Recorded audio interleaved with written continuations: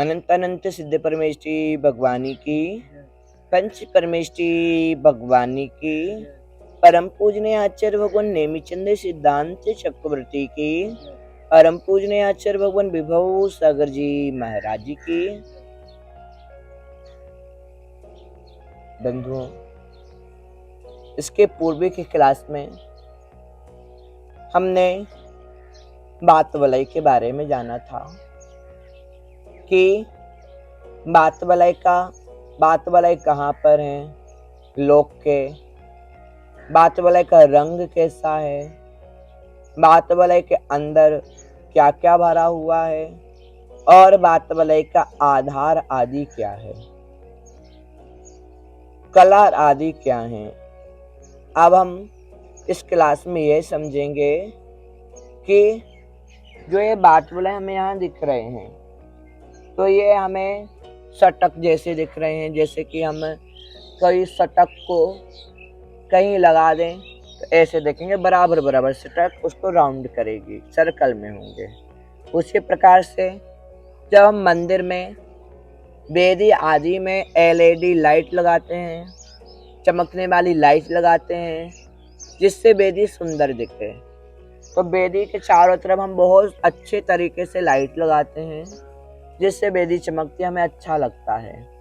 लेकिन हम देखते हैं कि वह लाइट जैसे हम खरीद के लाए थे, वह जितनी चौड़ी थी उतनी ही चौड़ी रहती है, उसमें कोई परिवर्तन नहीं होता। और लेकिन जो हमने ये चित्र बनाया, इस ड्राइंग के माध्यम से हमने जो बात वलय बनाए हैं, उसमें जो ये 3 आकृति हमारे सामने हैं, इनमें कोई अंतर नजर नहीं आ रहा है, सब सेम दिख रहे हैं। नेमिचंद आचार्य ने इसके बारे में बताते हुए लिखा है शास्त्रों में कि यह बात वलय कहीं कहीं सिकुड़ जाते हैं, कहीं कहीं फैल जाते हैं, कहीं विस्तार को पाते हैं और कहीं पतले आकार के हो जाते हैं। चित्र के माध्यम से यह बनाना पॉसिबल नहीं था, इसलिए हमने नॉर्मल रूप से बता दिया। लेकिन कहाँ पर इनका विस्तार कम है, कहाँ इनका विस्तार अधिक है, इसको हम यहाँ पर बताएंगे। इन्हें सिर्फ हमें अभी समझना है, और यदि पॉसिबल हो सके तो आप इस प्रकार का आकार बना भी लेना, ठीक है।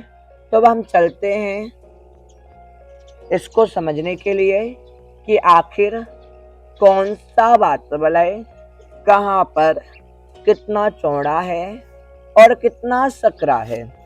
तो सबसे पहले हम नॉर्मली रूप से लोक को स्टार्टिंग कहाँ से मानते हैं, नीचे से मानते हैं।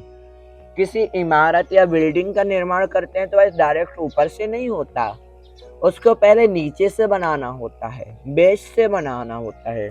उसी प्रकार से बेस रूम में हम सबसे पहले अधोलोक को रखते हैं। अधोलोक के सबसे नीचे मतलब ये जो 7 राजू का एरिया है उससे प्रारंभ करेंगे। तो यहाँ पर आपको ये 3 खाली स्पेस दिख रहे हैं, 3 खाली स्थान दिख रहे हैं। उसमें जो ये ऊपर वाला स्थान है धनु गधी बात वलय है, बीच वाला स्थान घन बात वलय है, नीचे वाला स्थान तनु बात वलय है। तो इस तनु बात वलय, घन बात वलय और घनु दधी बात वलय, ये तीनों ही सेम स्थान को घेरते हैं। मतलब ये घनु दधी बात वलय 20,000 योजन का है, घन बात वलय भी 20,000 योजन का है और तनु बात वलय भी 20,000 योजन का है। ये तीनों 20,000 योजन के हैं। जब हम तीनों को मिलाएंगे तो कितने हजार योजन हो जाएंगे, 60,000 योजन हो जाएंगे। यह सिर्फ यहाँ तक ही है। जब यहाँ से राउंड लेंगे, मुड़ेंगे, तो यहाँ से मुड़ते समय ये यहाँ थोड़े से सकरे हो जाएंगे, छोटे हो जाएंगे। तो यहाँ से मुड़ते समय अर्थात 7वीं पृथ्वी के निकट, 7वीं पृथ्वी कौन सी है, ये वाली है।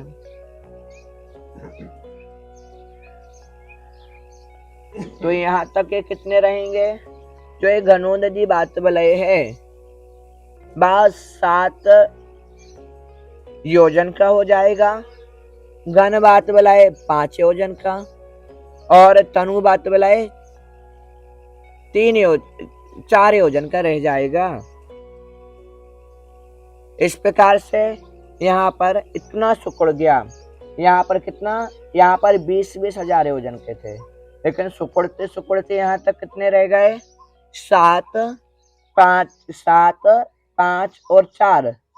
जब यहाँ से ऊपर तक पहुंचेंगे तो और सक्रिय हो जाएंगे, क्योंकि जिस प्रकार से बांस होता है, बांस नीचे से तो चौड़ा होता है, लेकिन जब ऊपर तक जाता है तो कैसा जाता है, क्या हो गया, सकुरा हो गया। मतलब नीचे से तो बांस चौड़ा रहेगा, लेकिन ऊपर जाते जाते सकुरा हो जाएगा।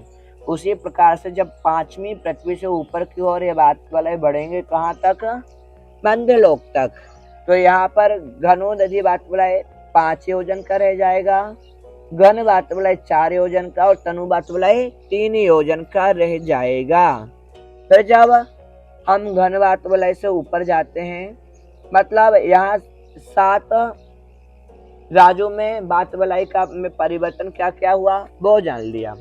अब जब इन 7 राजों से हम ऊपर उठेंगे तो ऊपर तक हम जब ब्रह्मलोक में जाएंगे तो 3.5 और उसमें प्लस कर देंगे।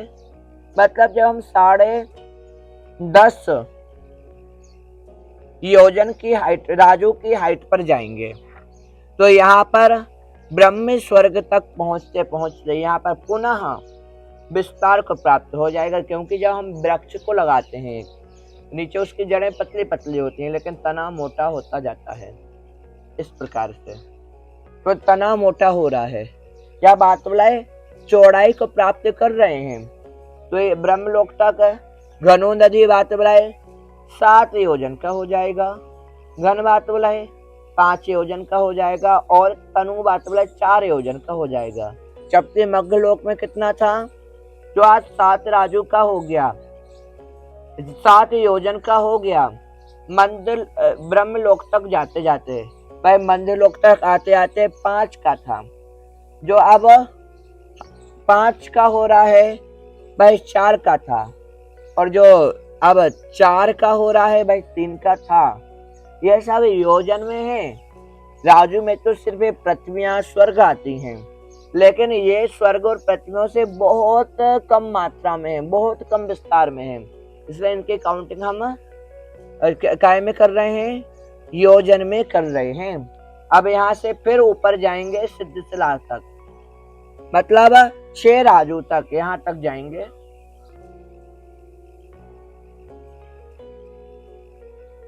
तो यहाँ पर फिर ऊपर जाते समय सिकुड़ जाएगा, इस आकार का हो जाएगा। तो वहां तक कितना कितना हो जाएगा, ऊपर के 6 राजू 3.5 राजू तक कितना कितना पहुंच जाएगा। तो जो हमारा घनोदधि बात विलय है वह 5 योजन का हो जाएगा, घन बात विलय 4 योजन का, और तनु बात विलय 3। यहाँ पे 5, 4, 3 योजन के। और जब ये टॉप में जाएंगे, मतलब लास्ट स्टेज पर जाएंगे लोक के, तो यहाँ पर भी ये और सक्रिय हो जाएंगे।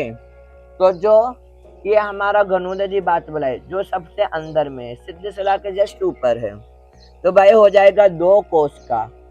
उसके बाद जो घन बात बुलाए है वह 1 कोस का। उसके बाद जो तनु बात बुलाए है वह 1575 धनुष का हो जाएगा। इस प्रकार से नीचे से वह सुकड़ा मध्यलोक तक सुकड़ कर दिया, ब्रह्मलोक तक बढ़ गया, फिर ब्रह्मलोक से चला 6वीं पृथ्वी तक, कुछ और कम हुआ, लेकिन लोक के टॉप पर पहुंचते पहुंचते और सिकुड़ गया। इस प्रकार से हमारी यह बात बुलाए लोक को घेरे हुए खड़े हैं, लोक को संभालने वाला कोई और नहीं, ये बात बुलाई ही है। अर्थात ये बात बुलाए लोक का सहारा है, यह हमें मानना चाहिए। परम पूजनीय आचार्य भगवान विभव सागर जी महाराज की जय।